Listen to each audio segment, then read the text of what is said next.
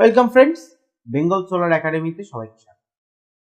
অনেকের মনেই একটা প্রশ্ন থাকে, নর্মাল বাড়িতে ব্যবহৃত ইনভার্টারের ব্যাটারি কি সোলার ব্যাটারি হিসেবে ব্যবহার করতে পারবো আমরা? আপনি নর্মাল ইনভার্টারের ব্যাটারিকে সোলার ব্যাটারি হিসেবে ব্যবহার করতে পারবেন, কিন্তু ব্যবহার না করাই উচিত। কারণ নর্মাল ইনভার্টার ব্যাটারিগুলো C20 রেটিংয়ের হয়, যেটি কম অ্যাম্পিয়ারে মোটামুটি 20 ঘন্টা সময় ধরে ব্যাটারিকে ফুল চার্জ করে।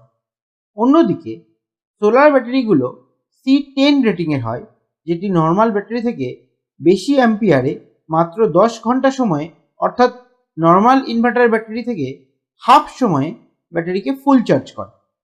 যেহেতু শুধুমাত্র আমরা দিনের বেলাতেই মোটামুটি 8 থেকে 10 ঘন্টা সূর্যের আলো পাই, তাই সোলার ব্যাটারি হিসেবেই C10 ব্যাটারি ব্যবহার করা উচিত।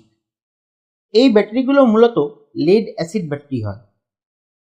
নেক্সট ভিডিওতে আমরা লিথিয়াম ব্যাটারি সম্বন্ধেও জানব, তাই অবশ্যই বেঙ্গল সোলার একাডেমিকে সাবস্ক্রাইব করে রাখুন এবং ততক্ষণে ভালো থাকুন, সুস্থ থাকুন, জানতে থাকুন, শিখতে থাকুন, বেঙ্গল সোলার একাডেমির সঙ্গে থাকুন।